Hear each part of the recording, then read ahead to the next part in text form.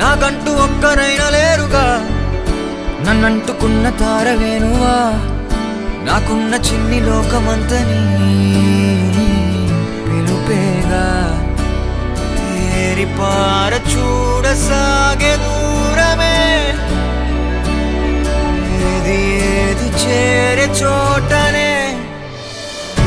సాగే క్షణములాగేనే